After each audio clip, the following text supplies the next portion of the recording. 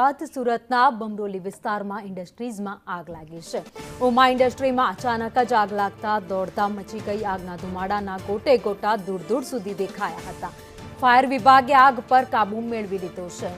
તો સુરતના બમરોલી વિસ્તારનો આ બનાવ, જ્યાં ફેક્ટરીમાં એક આગ લાગી હતી। ઉમા ઇન્ડસ્ટ્રી નામની આ ફેક્ટરી હતી, જેમાં અચાનક જ આગ લાગતા અફરાતફરી મચી ગઈ હતી। જો કે આસપાસમાં લોકો હતા, જેમાં દોડધામ મચી ગઈ હતી। જો કે તાત્કાલિક ફાયરની ટીમો ઘટના સ્થળે પહોંચી આગ ઉપર કાબુ મેળવી લેવામાં આવ્યો હતો।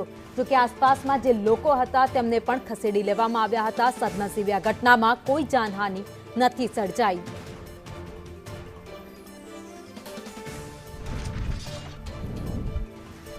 તો ઉમા ઇન્ડસ્ટ્રીમાં આગનો બનાવ બન્યો છે। જો કે આગ કયા કારણોસર લાગી તેની તપાસ કરવામાં આવશે। હાલ કોઈ કારણ સામે નથી આવ્યું।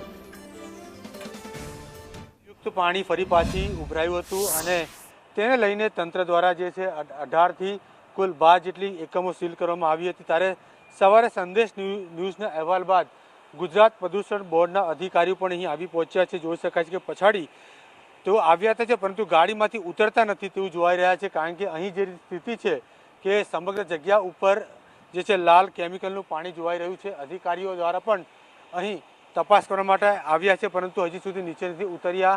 15 મિનિટનો વધુ સમય વીતી ગયો છે।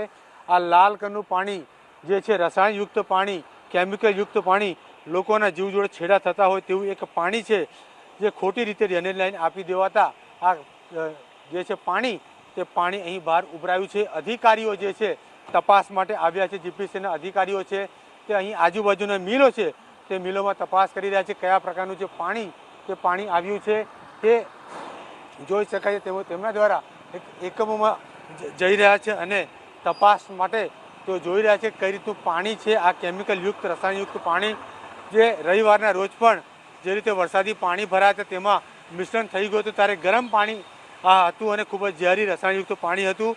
ચામડીને ઇન્ફેક્શન થઈ શકે તેવું પાણી હતું।